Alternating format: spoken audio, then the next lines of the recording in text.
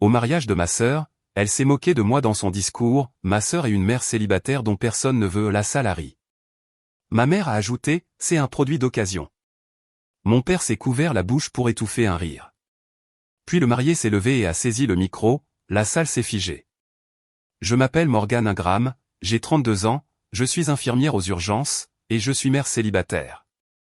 Il y a 3 semaines, au mariage de ma sœur, devant 200 invités, elle a saisi le micro et a déclaré « Ma sœur est une mère célibataire, dont personne ne veut ». La salle a ri. Ma mère, depuis sa table, a renchéri « C'est un produit d'occasion ». Mon père a couvert sa bouche pour dissimuler son petit sourire narquois. Mon fils de 5 ans, Ethan, était assis juste à côté de moi, sa petite main serrant la mienne, ses yeux écarquillés par la confusion alors qu'il regardait tout le monde rire de sa mère. Mais il y a une personne qui n'a pas ri. Et ce qu'il a fait ensuite a tout changé. Avant de vous raconter la suite, prenez un moment pour aimer et vous abonner, mais seulement si vous voulez vraiment entendre cette histoire. D'où regardez-vous cette vidéo? Quelle heure est-il chez vous? Laissez un commentaire et dites-le moi. Pour comprendre comment les choses en sont arrivées là, je dois commencer par le début. En grandissant dans notre maison coloniale à 4 chambres, à Greenwich, dans le Connecticut, j'ai très tôt appris qu'il y avait 2 types de filles chez les Ingram, la princesse et la bête de somme. Vivien était la princesse. De 4 ans ma cadette, blonde comme notre mère, avec ce genre de charme inné qui faisait oublier aux professeurs les devoirs en retard, et aux garçons les autres filles. Dès l'instant où elle a su marcher, elle a été le petit ange de papa et la copie conforme de maman. Moi, j'étais la responsable, ce qui, dans le code de la famille Ingram, signifiait que j'étais celle qui n'avait pas besoin d'attention car je pouvais me débrouiller seule. Quand le bal de promo est arrivé, Vivien a eu une robe chérie à $500, rose poudrée, perlée à la main, le genre de robe qui faisait halter les autres filles quand elles entraient dans la salle. Quand mon bal de promo est arrivé, 2 ans plus tôt, ma mère m'avait regardé par-dessus ses lunettes de lecture et avait dit « Morgane, tu n'as pas besoin de tout ça. Tu es du genre simple. Ça te va bien. » J'ai porté une robe du rayon des soldes chez Macy's. $63. Je me souviens encore du prix, parce que j'avais économisé mon argent de babysitting pour l'acheter moi-même. Nos chambres racontaient aussi cette histoire. Vivien avait la chambre d'angle, avec le balcon donnant sur le jardin, des meubles blancs, et des guirlandes lumineuses accrochées au plafond comme dans un magazine. Ma chambre était au bout du couloir, à côté du placard à balai, meublé avec des objets d'occasion provenant de la succession de notre grand-mère. Je ne détestais pas Vivien pour tout ça. Comment aurais-je pu? Elle n'était qu'une enfant bénéficiant d'un système qu'elle n'avait pas créé. Mais je me demandais parfois, tard dans la nuit, ce que j'avais fait de mal. Quel défaut fondamental existait en moi pour que mes propres parents me regardent sans me voir? Je ne savais pas alors que ce schéma me suivrait jusqu'au jour de son mariage. J'ai rencontré Kevin à 24 ans, durant ma 2e année d'infirmière aux urgences, à l'hôpital général de Hartford. C'était un représentant pharmaceutique. Charmant, confiant, le genre d'homme qui vous donnait l'impression d'être la seule personne dans une pièce bondée. Nous nous sommes mariés 1 an plus tard. Mes parents ont assisté au mariage, mais ont passé la majeure partie de la réception à parler du stage à venir de Vivien, dans une prestigieuse agence de relations publiques à Manhattan. Elle ira loin, ne cessait de dire ma mère aux invités. Mes 2 filles s'en sortent bien, mais Vivien, elle, c'est quelque chose de spécial. Lors de ma propre réception de mariage, l'union s'est effondrée plus vite que je n'aurais pu l'imaginer. Kevin avait le don de me faire sentir toute petite, remettant en question mes choix, critiquant mon apparence, et m'isolant de mes amis. Au moment où j'ai découvert qu'il couchait avec sa directrice régionale, j'étais enceinte de 7 mois et j'avais perdu l'essentiel de mon estime de moi. Le divorce a été prononcé quand Ethan avait 14 mois. J'avais 27 ans, j'étais seul, travaillant de nuit pendant que mon fils dormait dans une garderie qui facturait à l'heure. La réaction de ma mère à la nouvelle? Un long soupir suivi de « J'ai toujours craint que tu ne saches pas comment garder un homme heureux. Vivien ne laisserait jamais une chose pareille lui arriver. » Mon père n'a rien dit. Il ne disait jamais rien.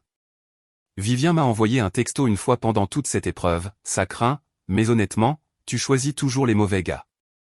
Et c'est peut-être une thérapie. Aucune offre d'aide. Aucune prise de nouvelles d'Ethan. Aucune reconnaissance du fait que je me noyais. Je n'avais pas besoin de leur pitié. Je me le répétais chaque soir en réchauffant des nouilles instantanées après un service de 12 heures, Ethan endormi dans son berceau, dans notre appartement exigu d'une chambre. J'avais juste besoin qu'ils arrêtent de traiter ma douleur comme un divertissement. Daniel Mercé est entré en scène 2 ans avant le mariage. Vivien l'avait rencontré lors d'un gala de charité, une soirée cravate noire au profit des enfants placés en famille d'accueil. C'était un avocat spécialisé dans les droits de l'enfant, le genre qui prenait des affaires bénévoles pour des familles qui n'avaient pas les moyens de se payer une représentation. Beau d'une manière tranquille, avec des yeux bienveillants, et l'habitude d'écouter vraiment quand les gens parlaient. La première fois que je l'ai rencontré, c'était lors d'un dîner de famille chez mes parents. Vivien sortait avec lui depuis 3 mois et voulait l'exhiber. Il m'a serré la main, a remarqué Ethan caché derrière mes jambes, et s'est immédiatement accroupi à la hauteur du garçon. « Et bonhomme, j'aime bien ton t-shirt dinosaure. C'est un T-Rex ?» Ethan avait rayonné. Personne dans ma famille ne lui accordait jamais ce genre d'attention. Tout au long du dîner, j'ai surpris Daniel en train d'observer la dynamique familiale avec l'œil observateur d'un avocat. La façon dont ma mère redirigeait chaque conversation vers Vivien. La façon dont mon père riait aux blagues de Vivien mais reconnaissait à peine les miennes. La façon dont je débarrassais automatiquement la vaisselle, tandis que Vivien restait assise à consulter son téléphone. Plus tard, alors que je chargeais ma voiture, Daniel est apparu à côté de moi. « Est-ce que ta famille te traite toujours comme ça ?» a-t-il demandé doucement. J'ai été tellement surprise que j'ai failli laisser tomber le sac à couches d'Ethan. Comme quoi? Comme si tu étais invisible. Je me suis forcé à rire. C'est juste comme ça qu'on est. Vivien est la star. Je suis le second rôle. Il n'a pas ri, il a juste hoché lentement la tête, avec quelque chose d'illisible dans son expression. Tu es une bonne mère, a-t-il dit. Ethan a de la chance de t'avoir. Puis il est retourné à l'intérieur. Je n'ai pas compris pourquoi ces mots m'avaient piqué les yeux, ni pourquoi, pendant des semaines après ça, je n'ai cessé de repasser cette brève conversation dans ma tête. L'invitation au mariage est arrivée dans une enveloppe crème, avec une calligraphie dorée, si épaisse et coûteuse qu'elle ressemblait plus à une convocation royale qu'à une invitation. Vivien Marie Ingram et Daniel James Mercé sollicitent le plaisir de votre présence. Le lieu était le Carlyle, un hôtel 5 étoiles à Manhattan, avec une salle de bal qui avait accueilli des sénateurs, des célébrités, et au moins un membre mineur d'une famille royale européenne. 200 invités. Budget estimé, $150 000, entièrement financé par mes parents. Pour le contexte, quand je me suis marié, mes parents ont contribué exactement à hauteur de $2000, et s'en sont plaints pendant des mois. L'invitation était assortie de conditions. Vivien m'a appelé 2 semaines avant le mariage. Morgane, je dois discuter de certaines choses. Bien sûr. Qu'est-ce qu'il y a? D'abord, s'il te plaît, porte quelque chose de discret. Des pastels ou des tons neutres seulement. Je ne veux pas que quiconque détourne l'attention de moi. J'avais prévu de porter une robe vert foncé que je gardais pour l'occasion. D'accord, je peux faire ça. Deuxièmement, elle a fait une pause. Tu dois vraiment amener Ethan? Il a 5 ans.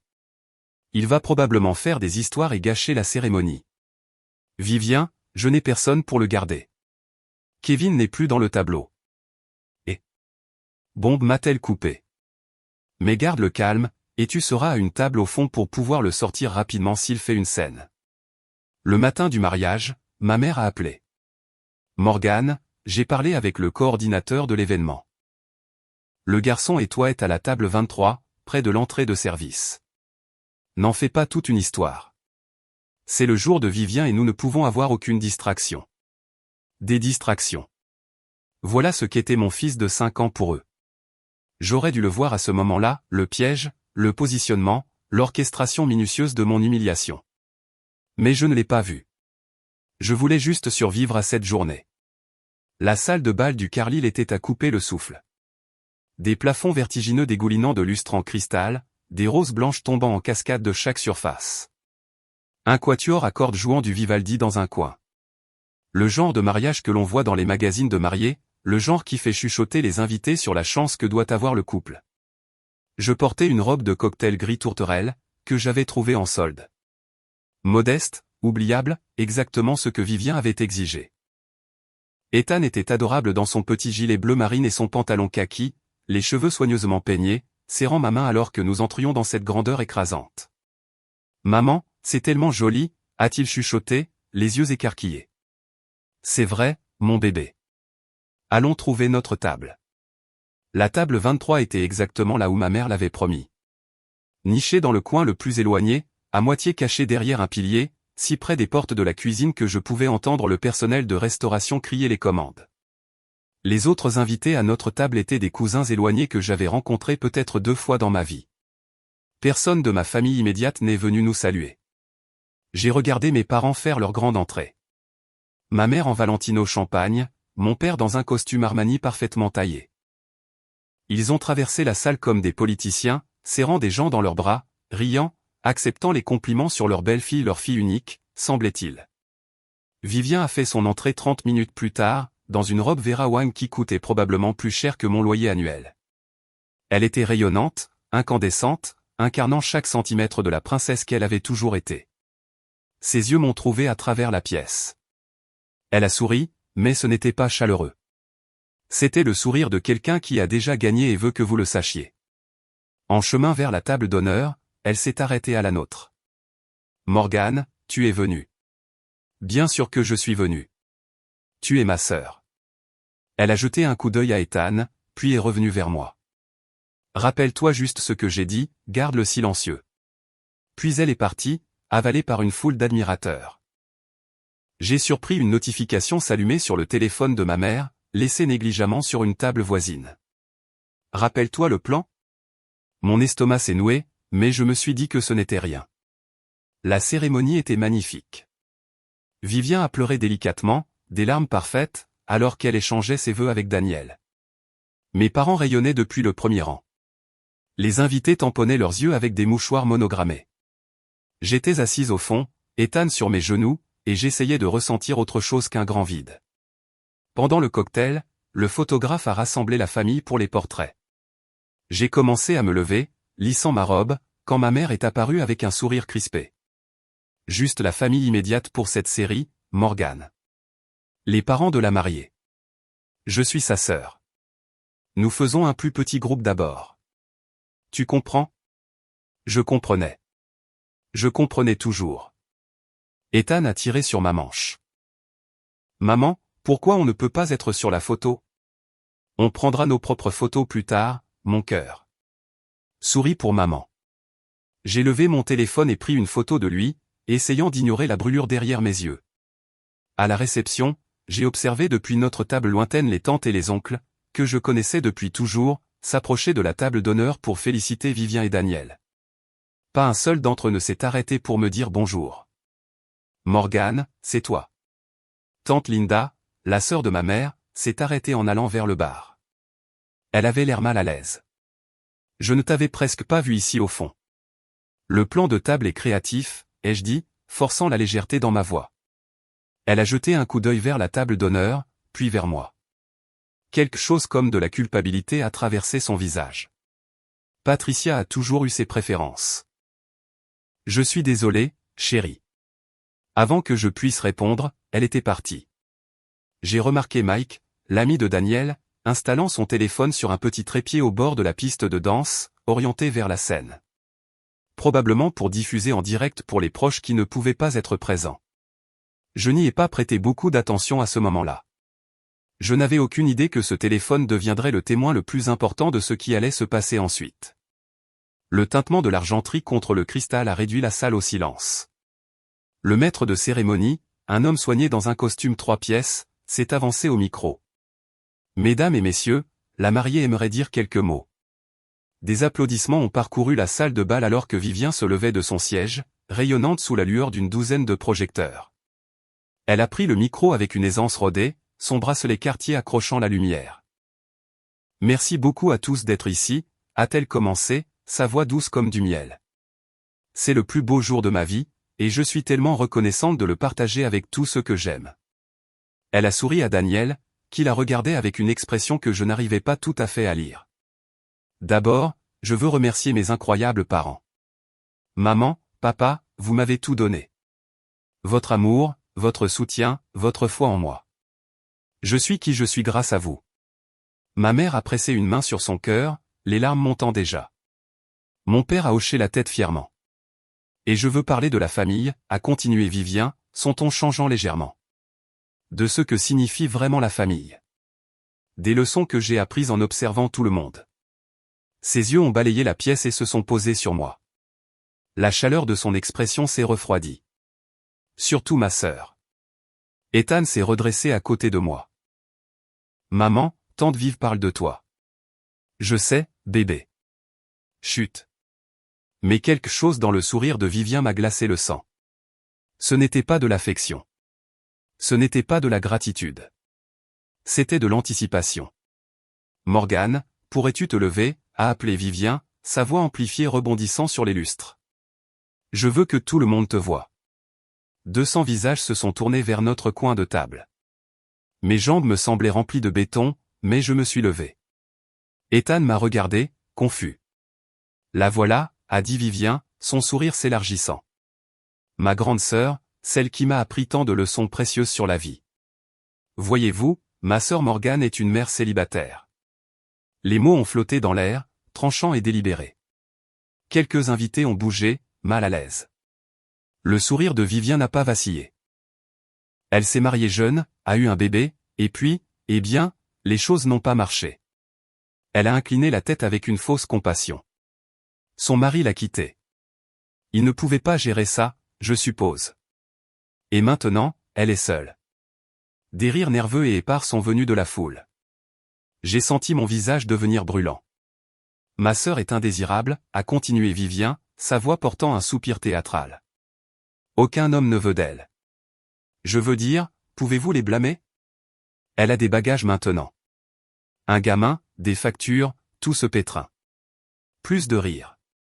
Plus audacieux cette fois.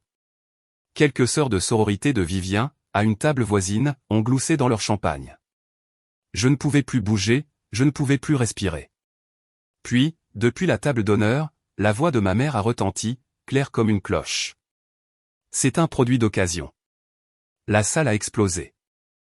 200 personnes riaient, ma mère riait, mon père se couvrait la bouche, les épaules secouées par un amusement à peine contenu.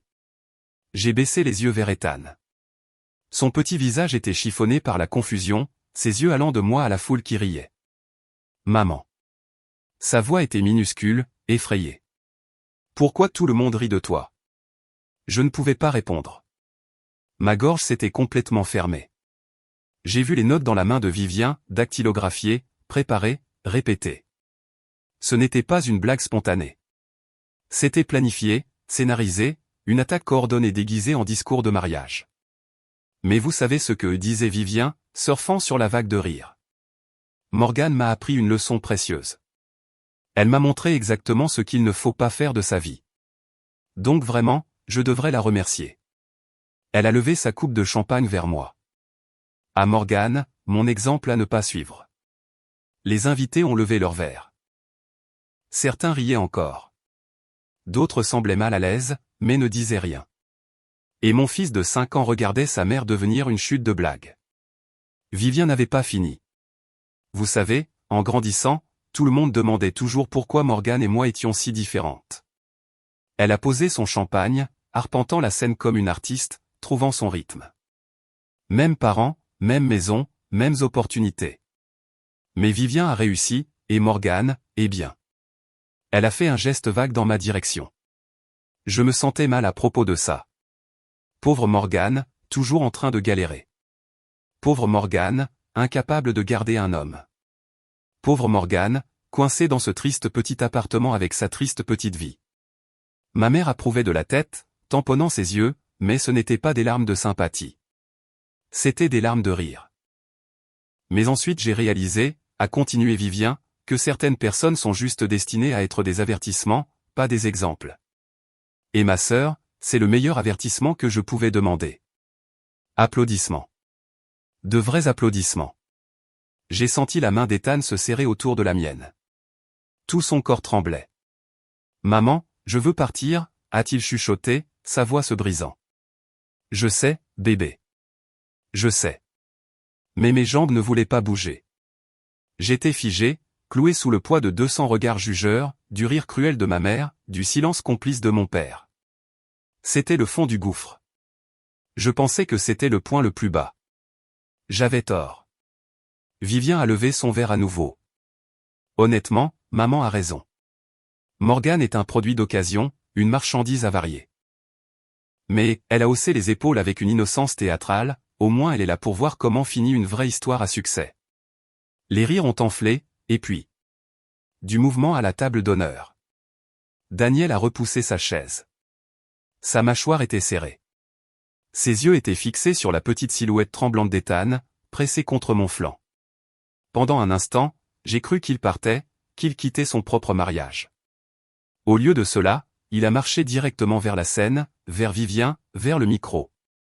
Les rires ont faibli, puis se sont éteints.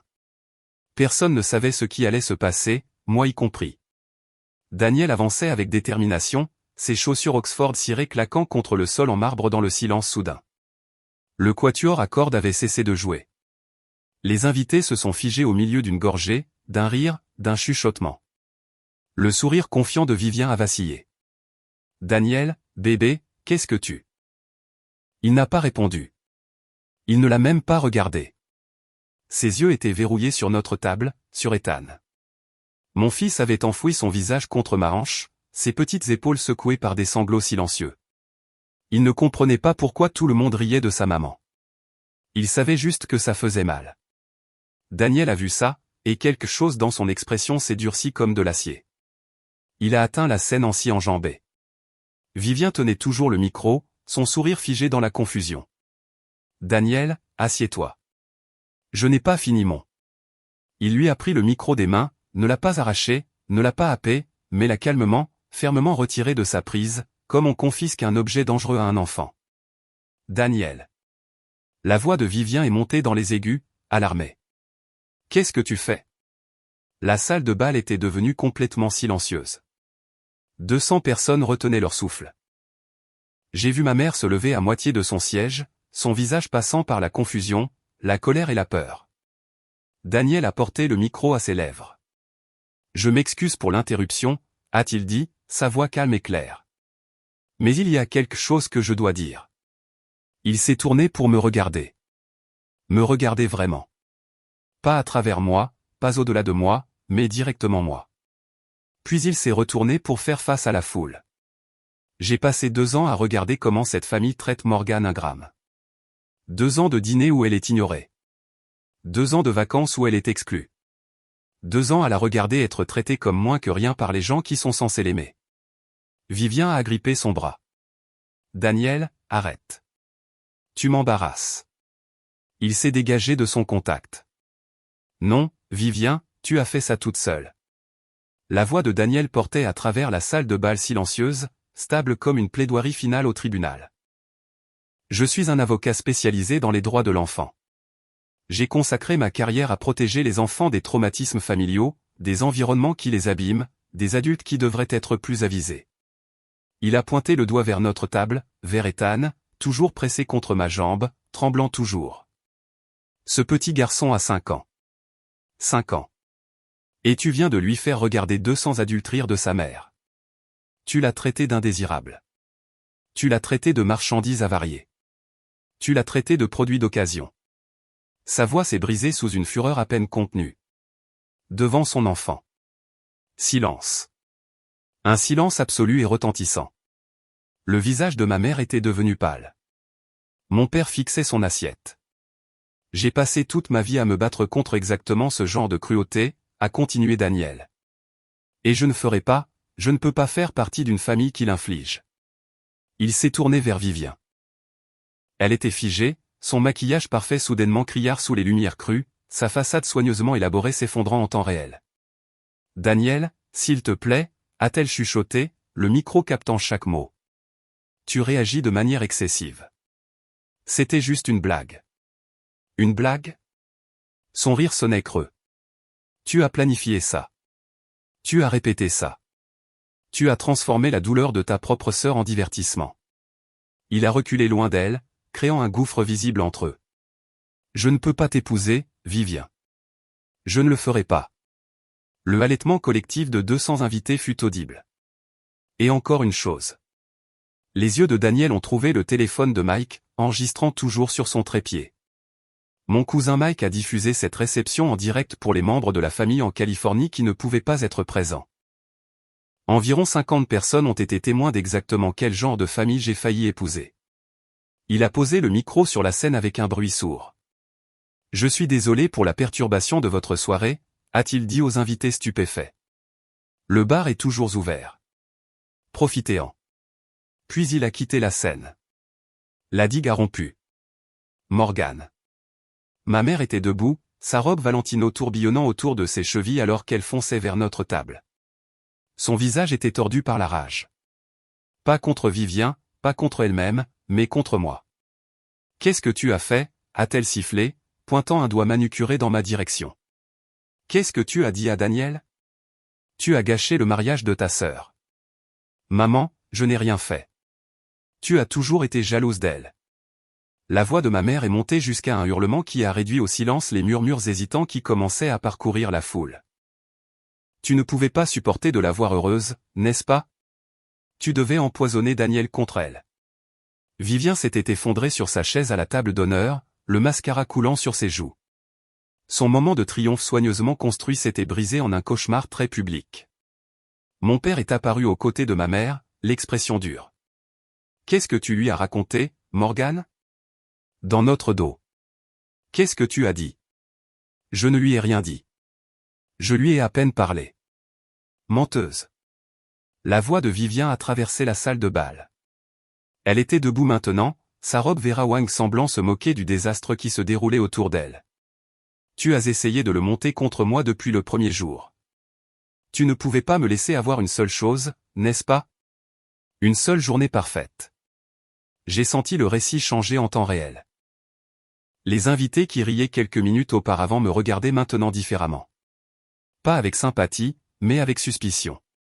Elle a dû faire quelque chose. Peut-être que la sœur a provoqué ça. Pauvre Vivien. Je le voyais se produire, la réécriture de l'histoire juste sous mes yeux. En quelques minutes, j'étais passé de victime à méchante dans l'esprit de 200 témoins. Et j'ai réalisé que si je ne partais pas tout de suite, ce serait mon héritage. La sœur jalouse qui a détruit le mariage de sa cadette pour toujours. Si vous avez déjà été dans une situation où l'on vous a blâmé pour quelque chose que vous n'aviez pas fait, où les gens ont déformé la vérité pour faire de vous le méchant, commentez « Je comprends ». Comme ça, je saurai que je ne suis pas seul. Et si vous voulez savoir ce que j'ai fait ensuite, aimez cette vidéo. C'est comme ça que vous me dites que cette histoire vaut la peine d'être finie. Maintenant, retour à cette salle de bal. J'ai baissé les yeux vers Ethan. Son visage était rouge et tacheté d'avoir pleuré. Ses petites mains étaient serrées en poing contre sa poitrine. Il essayait tellement fort d'être courageux, de comprendre pourquoi le monde était soudainement devenu si bruyant, en colère et effrayant. Et à ce moment-là, quelque chose a changé en moi. Pendant 32 ans, j'avais été celle qui restait silencieuse. Celle qui maintenait la paix. Celle qui absorbait chaque affront, chaque insulte, chaque moment où l'on m'ignorait. Parce que riposter ne valait pas le drame. Mais il ne s'agissait plus de moi. Il s'agissait de mon fils regardant sa mère se faire déchiqueter sans rien faire. Je me suis levé, pas dramatiquement, pas avec défi, je me suis juste levé. J'ai lissé ma robe grise, j'ai soulevé Ethan dans mes bras. Je n'ai rien dit à Daniel, ai-je dit, ma voix calme et claire. Je n'en avais pas besoin. Il a des yeux. Il vous a regardé me traiter comme une ordure pendant 2 ans, et ce soir, il a finalement décidé qu'il ne pouvait pas vivre avec ça. La bouche de ma mère s'ouvrait et se fermait comme celle d'un poisson. Tu mens, a craché Vivien. Tu as toujours été jalouse, Morgane, depuis qu'on est gamine. Tu ne supportes pas que je sois meilleur que toi. Je n'ai pas argumenté. Je ne me suis pas défendu. À quoi bon ? Au lieu de cela, je me suis retourné et j'ai commencé à marcher vers la sortie. Derrière moi, j'ai entendu la voix de ma mère, perçante de désespoir. Morgane, reviens ici et excuse-toi auprès de ta sœur tout de suite. Je ne me suis pas retourné. Ethan a enroulé ses bras autour de mon cou, sa joue humide pressée contre la mienne. Maman, a-t-il chuchoté. On rentre à la maison ? Oui, bébé. Bien une pause. Je n'aime pas être ici. Je sais, mon cœur. J'ai embrassé son front alors que les portes de la salle de bal se profilaient devant nous. Moi non plus. La marche de la table 23 à la sortie de la salle de bal faisait environ 12 mètres. Elle m'a semblé en faire 40. J'ai gardé le dos droit, mais pas mesuré. Ethan s'accrochait à moi, le visage caché contre mon épaule.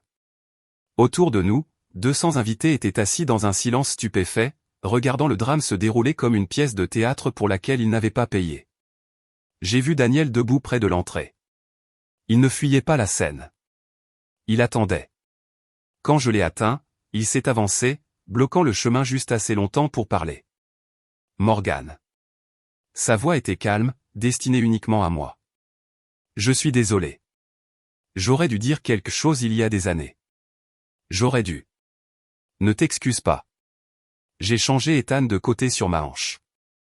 Tu viens de sauver mon fils de voir sa mère humiliée sans que personne ne s'en soucie.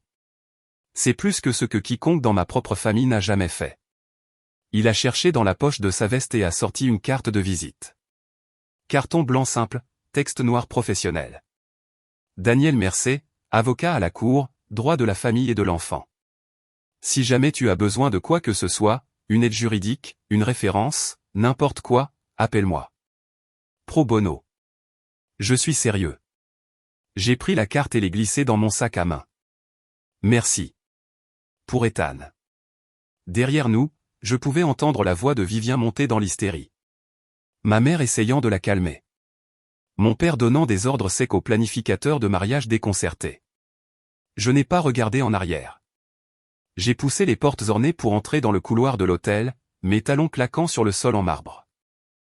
Ethan a levé la tête alors que le bruit de la salle de bal s'estompait derrière nous. Maman, tu es triste? J'ai réfléchi à la question. Vraiment réfléchi. Non, bébé, je ne suis pas triste. Pour la première fois depuis très longtemps, j'ai réalisé que je ne mentais pas. Et si on mangeait des pancakes quand on rentre? Son visage s'est illuminé. Avec des pépites de chocolat. Toutes les pépites de chocolat que tu veux. Le temps que je donne le bain à Ethan, que je le nourrisse et que je le mette au lit avec son dinosaure préféré, mon téléphone avait accumulé 47 appels manqués, 31 de ma mère, 12 de Vivien, 4 de mon père. J'ai fait défiler les SMS assises au bord de mon lit, toujours dans ma robe grise, portant encore le maquillage que j'avais si soigneusement appliqué ce matin-là. Maman, 22h47. Tu as tout gâché. Appelle-moi maintenant. Maman, 22h52. Vivien est hystérique. Daniel est parti. C'est entièrement de ta faute. Maman, 23h15. N'ose pas m'ignorer, Morgane Elisabeth Ingram. Vivien, 23h23. Je ne te pardonnerai jamais pour ça. Jamais. Tu as détruit ma vie. Papa, 23h45. Ta mère est très contrariée. Tu dois l'appeler. J'ai posé le téléphone face contre terre sur ma table de nuit. Puis j'ai vu un message d'un numéro inattendu. Tante Linda, la sœur cadette de ma mère, celle qui m'avait abordé à la réception. Tante Linda, minuit 2. Morgane, j'ai regardé le direct depuis le téléphone de Mike. Chérie, je suis tellement désolé. Je n'avais aucune idée que Patricia et Vivien étaient capables d'une chose pareille. J'ai honte de ma propre sœur en ce moment. S'il te plaît, sache que tu n'as rien fait de mal. Je suis là si tu as besoin de parler. Je l'ai lu 2 fois, puis une 3e fois. C'était la première reconnaissance de la part de quiconque dans ma famille, élargie ou autre, que ce qui m'était arrivé était mal, pas de ma faute, pas quelque chose que j'avais provoqué ou mérité. Mal. Les larmes que j'avais retenues toute la nuit sont enfin venues. Des larmes silencieuses, le genre qu'on pleure quand on est soulagé et qu'on a le cœur brisé en même temps. Quelqu'un m'avait vu. Vraiment vu. Et ce simple texto signifiait plus que 32 ans à espérer que ma propre mère le ferait. Les captures d'écran sont arrivées à 8h47 le lendemain matin. Rachel, ma meilleure amie depuis l'école d'infirmière, avait envoyé un SMS à 3h du matin, ne lis rien avant de m'appeler. Sérieusement, j'ai quelque chose que tu dois voir. Au moment où je me suis réveillé, Ethan regardait joyeusement des dessins animés dans le salon. Il y avait 17 images en attente dans mes messages. Rachel les avait préfacées par « La fille d'un ami commun sort avec un de tes cousins ». Elle a vu le chat de groupe familial. Morgane, ils ont planifié ça. J'ai ouvert la première capture d'écran. C'était un chat de groupe intitulé Famille Ingram, sans Morgane. Un chat dont j'avais été retiré il y a 6 mois après avoir demandé pourquoi je n'étais pas invité au dîner de Noël. Les messages dataient de 2 semaines avant le mariage. Vivien, je travaille sur mon discours. Je vais l'afficher devant tout le monde. Lui faire voir quelle déception elle est. Maman, ne va pas trop loin, chérie. On ne veut pas paraître cruel. Vivien, maman, elle le mérite. Elle se pointe avec ce gamin comme si elle n'avait pas honte de ses choix de vie. Quelqu'un doit la remettre à sa place. Maman, tu as raison. Elle a toujours été une honte. Rends ça juste drôle. Les gens adorent une bonne vanne. Papa, ne me mentionne juste pas dedans. Vivien, fais-moi confiance, elle ne dira rien en retour. Elle ne le fait jamais. J'ai fixé l'écran jusqu'à ce que les mots deviennent flous. Il l'avait planifié, orchestré. Ma mère avait aidé à écrire le discours qui me traitait de produit d'occasion devant 200 personnes. Et mon père calme et passif, avait su et n'avait rien dit. Le dernier message de Rachel disait « Je suis tellement désolé, Morgane, mais tu avais besoin de savoir. » Ce n'était pas spontané. C'était une attaque coordonnée. Elle avait raison. J'avais besoin de savoir, parce que maintenant je comprenais qu'il n'y avait plus rien à sauver. Je suis resté assise avec les captures d'écran pendant un long moment. Ethan s'était endormi sur le canapé, épuisé par le chaos de la veille, sa petite poitrine se soulevant et s'abaissant à un rythme paisible. Je l'ai regardé dormir et j'ai senti quelque chose s'installer en moi, quelque chose de clair, froid et définitif. Pendant 32 ans, j'avais couru après quelque chose qui n'existait pas. L'approbation de ma mère, l'attention de mon père, le respect de ma sœur. Je m'étais plié en 4 dans des formes impossibles, essayant de mériter un amour qui n'allait jamais venir. J'avais accepté des miettes et je les avais appelées suffisantes. Je les avais laissées me traiter comme un bouche-trou, un personnage secondaire dans l'histoire de ma propre vie. Et pourquoi? Pour qu'ils puissent planifier mon humiliation publique comme cadeau de mariage pour eux-mêmes. J'ai fermé les captures d'écran et ouvert un nouveau document sur mon téléphone. J'ai tapé 2 mots, contact coupé. C'était tout. Pas de confrontation dramatique, pas d'appel téléphonique larmoyant exigeant des explications, pas de tentative pour leur faire comprendre la profondeur de leur trahison. Juste rien. J'allais arrêter d'appeler, arrêter de me présenter aux événements familiaux où j'étais seulement invité pour être ignoré. Arrêter d'espérer qu'un jour, d'une manière ou d'une autre, ils me regarderaient et verraient quelqu'un digne d'être aimé. Je n'allais pas l'annoncer. Je n'allais pas leur donner la satisfaction d'une scène qu'ils pourraient transformer en une preuve supplémentaire de mon instabilité ou de ma jalousie. J'allais simplement disparaître de leur vie comme ils avaient toujours voulu que je le fasse. Calmement, complètement, définitivement. Mon téléphone a vibré avec un autre appel de ma mère. Je l'ai refusé et j'ai bloqué le numéro. Puis Vivien, bloqué. Puis mon père, bloqué. J'ai regardé Ethan, dormant toujours paisiblement, et j'ai senti quelque chose d'inconnu se desserrer dans ma poitrine. Pas de la colère, pas du chagrin. Du soulagement. On va s'en sortir, bébé, lui ai chuchoté.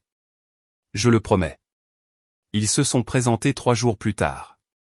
Je rentrais tout juste du travail, Ethan jacassait joyeusement à propos de la peinture au doigt qu'il avait faite à la garderie, quand je les ai vus debout sur les marches de mon immeuble. Ma mère dans un manteau en cachemire, mon père dans sa tenue de golf habituelle, tous deux ayant l'air d'avoir pris un mauvais tournant vers le mauvais quartier. Morgane. La voix de ma mère était glaciale. Nous devons parler. La prise d'Ethan s'est resserrée sur ma main.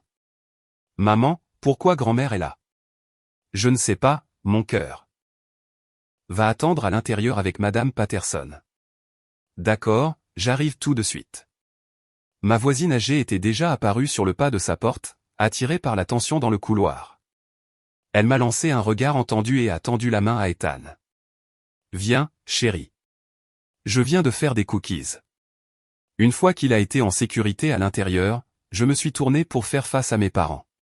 Tu as bloqué nos numéros, a dit ma mère, sa voix tremblant d'indignation.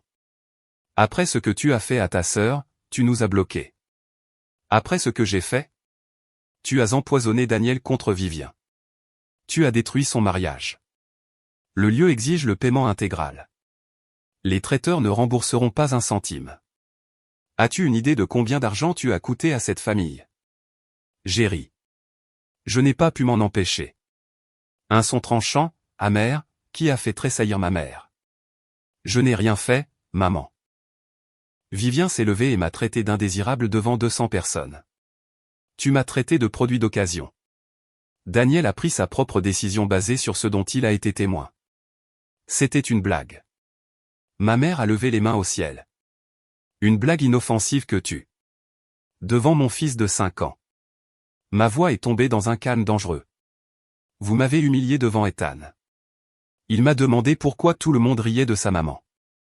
Pour la première fois, quelque chose a vacillé dans les yeux de ma mère. Quelque chose presque comme de la culpabilité, mais ça a disparu aussi vite que c'était venu. Vivien est dévasté, a insisté ma mère, sa voix s'adoucissant en ce qu'elle pensait probablement être de l'inquiétude maternelle. Daniel ne répond pas à ses appels. Les photos de mariage sont gâchées. Elle parle de thérapie, Morgane. Une thérapie? Ma petite fille. Alors la thérapie pourrait être exactement ce dont elle a besoin. Le visage de ma mère a rougi. Comment oses-tu? Maman. J'ai levé une main. Je vais dire ça une fois et ensuite je veux que vous partiez. Elle s'est tue, le choc traversant ses traits. En 32 ans, je ne l'avais jamais interrompu. Je n'ai pas empoisonné Daniel contre Vivien. Je lui ai à peine parlé. Il a fait son choix parce qu'il a vu comment cette famille me traite, comment vous me traitez, et il a décidé qu'il ne pouvait pas faire partie de ça. Ce n'est pas. Je n'ai pas fini. Les mots sont sortis stables, inébranlables. Vous avez planifié ce discours. J'ai vu les captures d'écran du chat de groupe. Tu as aidé Vivien à décider exactement quoi dire. Tu savais qu'elle allait m'humilier, et tu l'as encouragée. Ma mère a pâli. Mon père a bougé, mal à l'aise, soudainement fasciné par une marque d'éraflure sur le sol du couloir. Vivien pleure, ai-je continué. Bien. Peut-être que maintenant elle comprendra ce que ça fait. Je pleure depuis que j'ai 12 ans, à essayer de comprendre pourquoi ma propre mère me regardait comme une déception. Morgane, ce n'est pas juste. Tu m'as traité de produit d'occasion, maman. Devant mon enfant, devant 200 personnes, et tu es là à me demander de m'excuser. Le silence s'est étendu entre nous comme un gouffre. Je vous aime, ai-je dit doucement. J'ai passé toute ma vie à vous aimer et à espérer que vous m'aimeriez en retour. Mais je ne peux plus faire ça. Je n'élèverai pas Ethan dans un environnement où il apprend que l'abus est acceptable s'il vient de la famille. J'ai fait un pas vers ma porte. S'il vous plaît, partez. Si vous avez déjà dû poser une limite avec quelqu'un que vous aimiez, même quand ça vous brisait le cœur, commentez les limites. Comme ça, je saurai que vous comprenez. Et si vous voulez entendre ce qui s'est passé ensuite, continuez à regarder parce que ce que je m'apprête à vous dire prouve quelque chose d'important, parfois, s'éloigner est la chose la plus puissante que vous puissiez faire. Laissez-moi vous ramener dans ce couloir. Le visage de ma mère est passé par une douzaine d'émotions en 3 secondes, incrédulité, rage, blessure, calcul, avant d'atterrir sur son arme de choix, les larmes. Morgane, sa voix s'est brisée artistement. Tu vas regretter ça. Quand je serai parti un jour, tu souhaiteras avoir été une meilleure fille. La culpabilisation. Du Patricia Ingram classique. Il y a 1 an, ça aurait marché. Il y a 6 mois, ça m'aurait fait m'excuser. Même il y a 1 semaine, j'aurais peut-être hésité. Mais c'était avant qu'elle ne rit de voir sa propre fille traitée de moins que rien. Avant qu'elle n'ajoute son propre couteau dans la plaie, avant que je ne voie le visage de mon fils s'effondrer alors que sa grand-mère faisait de sa mère une chute de blague. Peut-être, ai-je dit. Ou peut-être que je regarderai en arrière et saurai que j'ai protégé mon enfant des mêmes dommages que vous m'avez causés. La porte de l'appartement de Madame Patterson s'est ouverte. Ethan a jeté un coup d'œil, des miettes de cookies sur le menton. Maman, tu viens? Je lui ai souri. Un vrai sourire, chaleureux et sûr. Oui, bébé. 1 minute. Ma mère s'est jetée vers lui, les bras tendus. Ethan, mon cœur, viens faire un câlin à grand-mère. Je me suis interposé entre eux, pas agressivement, mais fermement. Non. Le mot a flotté dans l'air comme une gifle. C'est mon petit-fils, et... C'est mon fils, et c'est moi qui décide qui a accès à lui. Mon père a finalement parlé, sa voix bourrue de malaise. Morgane, ta mère est contrariée. Calmons-nous tous et... Au revoir, papa. J'ai pris la main d'Ethan et l'ai guidé vers la porte de notre appartement. Sur le seuil, je me suis retourné une dernière fois. Ma mère pleurait. De vraies larmes maintenant, ou presque. Mon père se tenait impuissant à côté d'elle. Je ne fais pas ça pour vous punir, ai-je dit. Je fais ça parce que je comprends enfin que je mérite mieux que ce que vous m'avez donné. Puis j'ai fermé la porte et je l'ai verrouillée. La vidéo s'est répandue plus vite que ma mère ne pouvait la contenir. En une semaine, elle avait fait le tour de la famille Ingram élargie.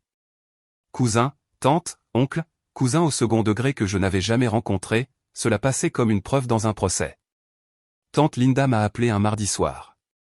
Morgan, je viens de raccrocher avec ton oncle Robert à Sacramento. Il a vu le direct. Il est.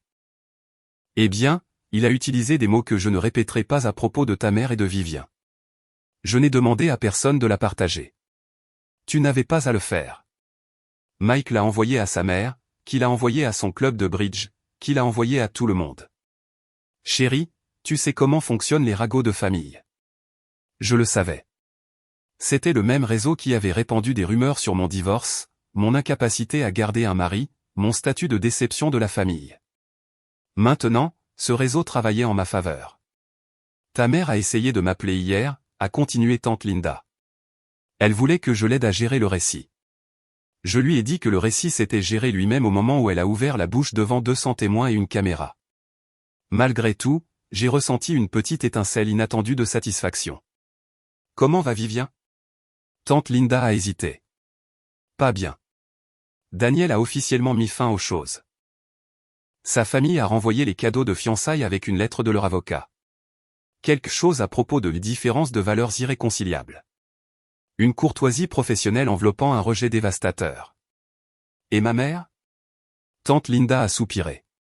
Elle appelle tout le monde pour essayer d'expliquer que c'était juste une blague qui a mal tourné. Mais les gens ont vu la vidéo, Morgan. Ils l'ont entendu. Aucune quantité de baratin ne change ce qu'ils ont vu de leurs propres yeux.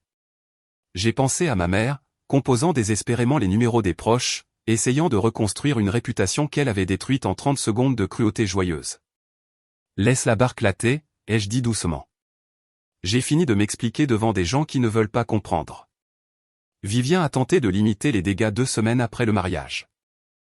Elle a posté une longue déclaration sur Facebook, soigneusement formulée, professionnellement conçue, probablement revue par un ami des relations publiques.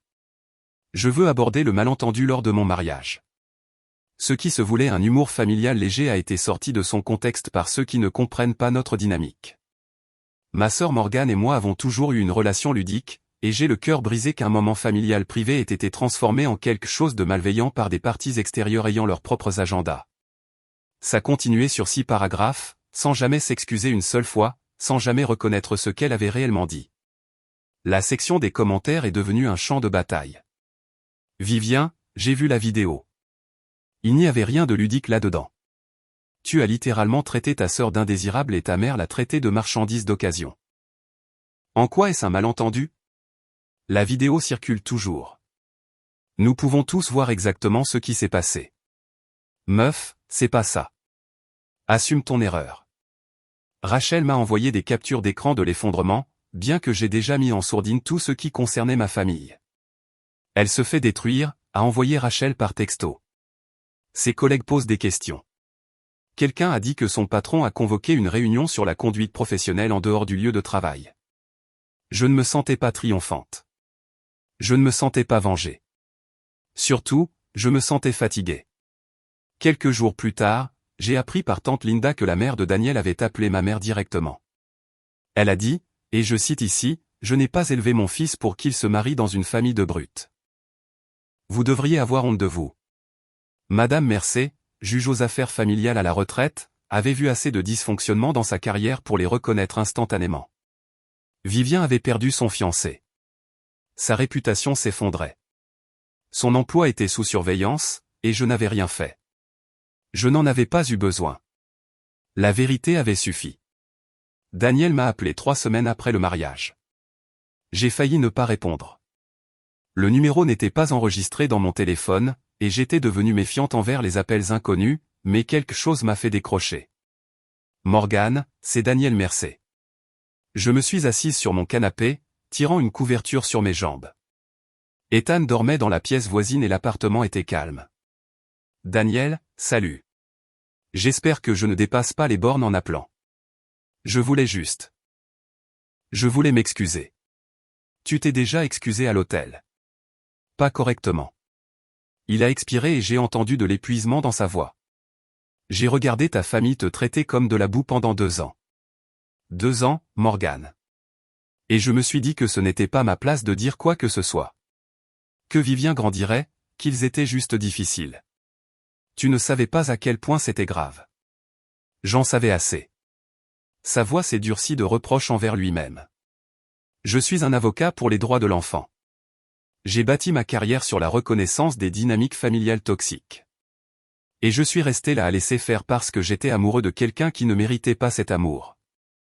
Je ne savais pas quoi répondre à ça. La crudité de ses aveux m'a laissé sans voix.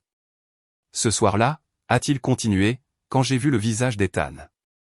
Mon Dieu, Morgane, ce petit garçon regardant sa mère être détruite pour le divertissement. Je ne pouvais plus rester silencieux. Tu n'es pas seulement resté silencieux. Tu as mis fin à ton propre mariage. C'était la bonne chose à faire, la seule chose. Il a fait une pause. Je pensais ce que j'ai dit à propos de l'aide juridique. Si jamais tu as besoin d'assistance pour des questions de garde ou si ta famille essaie de te harceler, n'importe quoi, je t'aiderai. Sans condition, sans frais. Pourquoi? Parce que ton fils mérite d'avoir quelqu'un dans son camp, et toi aussi. J'ai senti des larmes piquer mes yeux, mais ce n'étaient pas des larmes tristes. Merci, Daniel. Pour tout. 6 mois ont passé. C'est étrange comme la vie se reconstruit quand on retire les gens qui ne cessaient de la démolir. J'ai reçu une promotion au travail, infirmière chef principale, service des urgences. Ma superviseure m'a appelé dans son bureau un mardi au hasard et a dit, Morgane, tes scores de satisfaction des patients sont les plus élevés de l'unité. Tu es calme sous la pression. Tu es compatissante, et tu es exactement le genre de leader dont nous avons besoin. Félicitations, ai-je pleuré dans les toilettes après. Des larmes de joie, le genre qui vous surprend quand vous commencez enfin à croire que vous pourriez valoir quelque chose. Ethan a commencé la maternelle en septembre. Il s'est fait des amis rapidement. Un petit garçon bavard nommé Oliver et une fille calme nommée Sophie, qui partageaient son obsession pour les dinosaures. Son institutrice a envoyé un mot après le premier mois, Ethan est une joie à avoir en classe. Il est gentil, curieux, et toujours prêt à aider les autres. Mon appartement était toujours petit. Une chambre, une kitchenette, des radiateurs qui grincent, mais c'était chez nous. J'ai accroché les œuvres d'art d'Ethan sur chaque mur, des dinosaures au crayon et des arcs-en-ciel peints au doigt, et un portrait tremblotant étiqueté maman au marqueur violet. Ça ressemblait à un foyer. J'ai commencé une thérapie 1 fois par semaine, 50 minutes, à déballer 32 ans passés à m'entendre dire que je n'étais pas assez bien. Le docteur Chen, une femme à la voix douce et aux yeux bienveillants, m'a aidé à comprendre que le problème n'avait jamais été moi. Vous étiez le bouc émissaire dans un système familial qui avait besoin de quelqu'un à blâmer, a-t-elle expliqué lors de notre 3e séance. Votre valeur n'a jamais été déterminée par leur incapacité à la voir. J'ai aussi commencé à sortir avec quelqu'un, occasionnellement, prudemment. Un infirmier de l'unité pédiatrique m'a invité à prendre un café, puis à dîner. Rien de sérieux, mais l'idée que quelqu'un puisse vouloir me connaître, la vraie moi, semblait révolutionnaire. Pour la première fois de ma vie, je n'attendais pas la permission d'être heureuse. J'étais juste heureuse. Les tentatives de contact sont venues par vagues. D'abord, une carte d'anniversaire pour Ethan. Arrivé avec 2 semaines de retard, sans adresse de retour, bien que je reconnaisse l'écriture de ma mère. À l'intérieur, un billet de $100 et un mot, à notre petit-fils. Tu nous manques. J'ai mis l'argent sur le compte d'épargne universitaire d'Ethan et j'ai recyclé la carte. Puis un texto d'un numéro inconnu. Vivien utilisant le téléphone d'un ami. Morgane, nous devons parler. J'ai beaucoup réfléchi. Appelle-moi. Je n'ai pas appelé. Quelques semaines plus tard, un message vocal de ma mère. Sa voix posée dans ce ton particulier de victimisation blessée qu'elle avait perfectionné pendant des décennies. Morgane, cela a assez duré. La famille c'est la famille. Tu ne peux pas juste nous couper pour toujours. Je suis ta mère. Ne mérite-je pas une chance de m'expliquer? J'ai effacé sans finir d'écouter. Le plus dur est venu de mon père. Il s'est présenté à mon lieu de travail, une chose qu'il n'avait jamais faite au cours des 8 années où j'ai été infirmière. Je l'ai trouvé attendant dans le hall, l'air mal à l'aise et déplacé parmi les familles inquiètes et les équipements qui bipaient. 5 minutes, a-t-il dit quand je me suis approché. S'il te plaît. Nous sommes sortis dans l'après-midi gris de novembre. Ta mère a du mal, a-t-il dit. Elle pleure tous les jours. Vivien ne veut pas quitter sa chambre. Le Thanksgiving familial était. Il s'est tu. Était quoi? Papa. Vide. J'ai attendu. Je sais que ce qui s'est passé n'était pas bien. L'aveu semblait lui coûter quelque chose. Mais Morgane, ta mère t'aime à sa manière. Elle ne sait pas comment. Papa, je l'ai coupé doucement mais fermement. J'ai passé 32 ans à attendre que maman m'aime d'une manière qui ne fasse pas mal. Je ne peux plus attendre. Et je ne laisserai pas Ethan grandir en attendant aussi. Il a hoché la tête lentement, quelque chose s'effondrant derrière ses yeux. Je comprends, a-t-il dit doucement. Et pour la première fois, j'ai cru qu'il comprenait. Aujourd'hui, alors que j'enregistre ceci, cela fait 8 mois depuis le mariage de ma sœur. Je suis assise dans notre petit appartement, Ethan endormi dans la pièce voisine, sa veilleuse projetant des ombres de dinosaures au plafond. Demain, c'est son 6e anniversaire. J'ai un gâteau fait maison dans le frigo, au chocolat avec trop de glaçage, juste comme il l'aime, et un vélo d'occasion qui attend dans l'unité de stockage de ma voisine, enveloppé d'un nœud que j'ai noué 3 fois pour qu'il soit parfait. J'ai eu ma promotion. Je vois quelqu'un, Michael, l'infirmier pédiatrique, qui me dit que je suis belle et le pense d'une manière que je n'ai jamais entendue auparavant. J'ai des amis qui sont présents, une thérapeute qui m'aide à déballer des décennies de dégâts, et une tante qui appelle tous les dimanches juste pour prendre des nouvelles. Et j'ai mon fils. La semaine dernière, Ethan a rapporté un dessin de l'école. C'était un devoir sur l'arbre généalogique, et alors que la plupart des enfants dessinaient des grands-parents, des cousins et des réseaux tentaculaires de parents, Ethan avait dessiné juste 2 silhouettes. Une grande femme aux cheveux bruns, un petit garçon à côté d'elle tenant sa main. C'est notre famille, maman, a-t-il dit fièrement. Juste nous. Je l'ai accroché sur le réfrigérateur, juste à hauteur des yeux. Ma mère n'a pas cessé d'essayer de me joindre. Vivien non plus. Je reçois le message occasionnel par des proches, la rare lettre manuscrite qui va directement à la poubelle. Je ne les déteste pas. C'est la partie étrange. J'ai passé tellement de temps à être en colère contre le favoritisme, la cruauté, les 1000 petites coupures de grandir invisibles. Mais quelque part en chemin, la colère s'est estompée en quelque chose de plus calme. Pas le pardon, pas la réconciliation, juste la paix. J'ai choisi moi-même. J'ai choisi mon fils. Et ce choix, aussi difficile fut-il, nous a sauvés tous les deux. Parfois, la chose la plus courageuse que vous puissiez faire est de vous éloigner. Si vous m'aviez dit il y a 1 an que je couperais les ponts avec toute ma famille, j'aurais ri ou pleuré. Probablement les deux. J'ai grandi en croyant que la famille était tout, que les liens du sang étaient indestructibles, que l'amour signifiait endurer n'importe quel traitement que vous receviez, parce que c'est ce que font les filles. Les bonnes filles, les filles loyales. J'avais tort. La famille devrait être un endroit sûr. Un espace où vous êtes célébré, pas toléré. Où votre présence est accueillie, pas utilisée comme une arme. Où vos enfants peuvent grandir en sachant qu'ils sont assez, exactement comme ils sont. Ma famille n'était pas ça. Ma famille était une performance. Et j'étais toujours distribué dans le rôle de la doublure. Voici ce que j'ai appris. Fixer des limites n'est pas égoïste.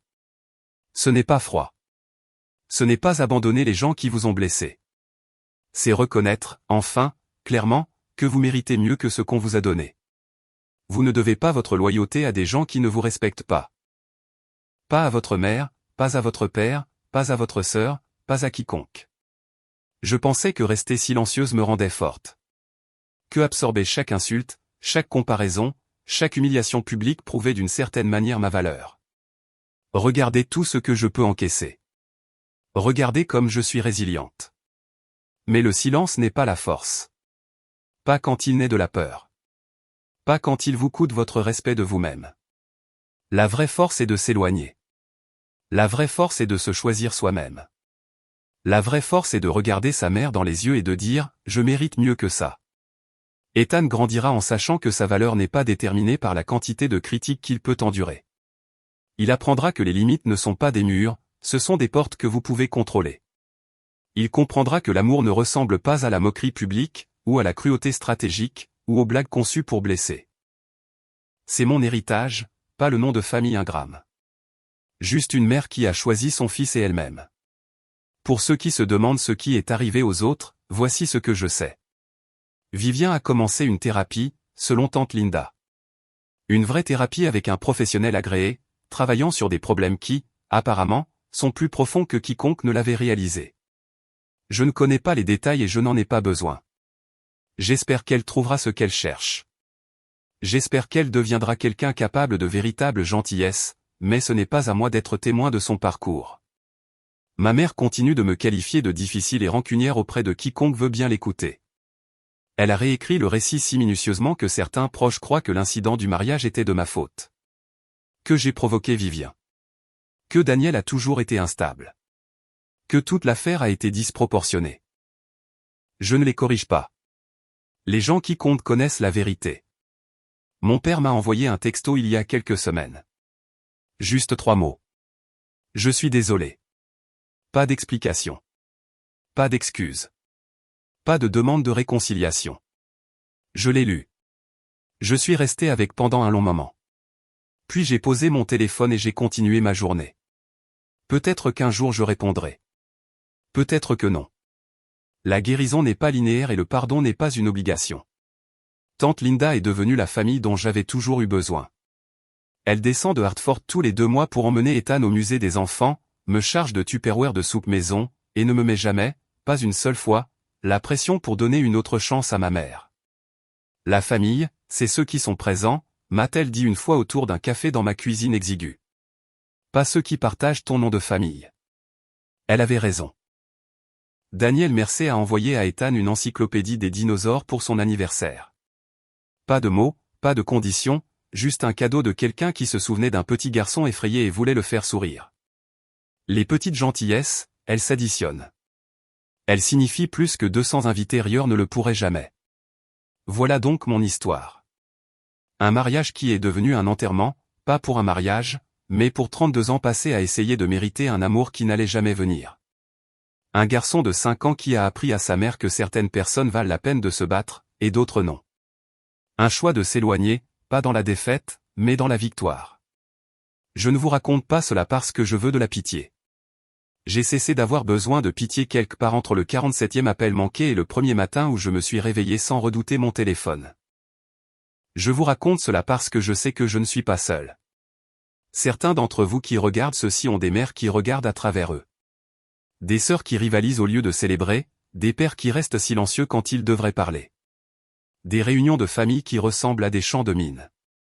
Certains d'entre vous sont déjà partis. Certains d'entre vous essaient encore de comprendre comment faire. Et certains d'entre vous espèrent encore, comme je l'ai fait pendant si longtemps, que si vous essayez juste plus fort, aimez mieux, vous faites plus petit, ils finiront par voir votre valeur. Ils ne le feront pas. Pas parce que vous n'êtes pas digne, mais parce qu'ils ne le peuvent pas. Et ce n'est pas votre échec à réparer. Merci d'avoir écouté mon histoire. Si elle a résonné en vous, si vous avez déjà dû fixer des limites avec quelqu'un que vous aimiez, si vous avez déjà dû vous choisir vous-même plutôt que les attentes familiales, si vous vous êtes déjà demandé si vous étiez assez fort pour partir, s'il vous plaît abonnez-vous et cliquez sur cette cloche de notification. J'ai d'autres histoires à raconter, et je pense que certaines d'entre elles pourraient vous aider, aussi. Consultez la description pour une autre vidéo sur la fixation de limites avec les membres toxiques de la famille. Et si vous êtes à l'aise, laissez un commentaire. Avez-vous déjà dû couper les ponts avec quelqu'un pour votre propre paix? J'adorerais entendre vos histoires aussi. Vous n'êtes pas seul là-dedans. Aucun de nous ne l'est.